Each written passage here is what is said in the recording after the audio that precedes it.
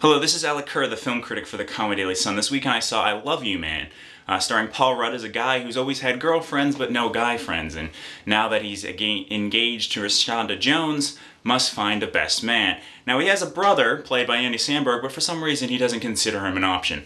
We're gonna let that slide and just go on with the rest of the movie. He has to go on a series of mandates, coached by Andy Samberg, who is gay, but doesn't really follow the stereotypes of what a gay guy is, which is kind of nice to see. He's kind of more manly, and he likes to chase straight men, so that's how he knows how to give tips on how to pick up straight men. And so Paul Rudd just fails miserably at trying to meet a guy until he meets Jason Segel, who is his exact opposite. Paul Rudd is very repressed and awkward and desperately trying to be cool, and he tries to come up with catchphrases and nicknames like totes my goats that mean absolutely nothing, and he even says, I don't even know what that means. And Jason Segel is a free spirit, in touch with his animal side, and but they spark and they work, and they work together, and they have great rapport together. And what's interesting about the film is it's very much structured as a romantic comedy, with instead of, a guy and a girl, it's about two guys trying to form a platonic male relationship. And the film, within the constructs of kind of a vulgar kind of movie that has a projectile vomit kind of joke in it, does have an exploration of what it means for two guys to be friends, which is nice to see. This is very much following in the tradition established by Judd Apatow of being a bromance, where the movie is very much about guys hanging out and being guys together.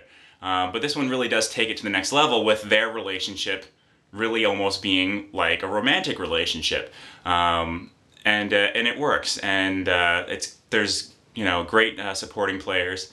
Andy Samberg from Saturday Night Live is very funny in this. On Saturday Night Live, he has a tendency of being very big and kind of over the top, but here he kind of dials down and gives a more real performance and still remains to be funny. So I definitely think it's a sign that Andy Samberg could have the potential to work as a film actor.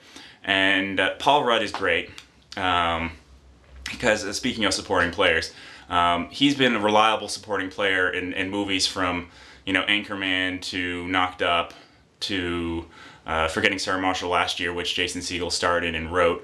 And so with this film and last year's role models, he's really kind of stepping up and proving himself to be just as good in a lead role. And it's great to see that, because he's been around since 1995's Clueless, kind of paying his dues, and it's finally paid off, and he's more and more proving himself to be one of the great comedic actors working today.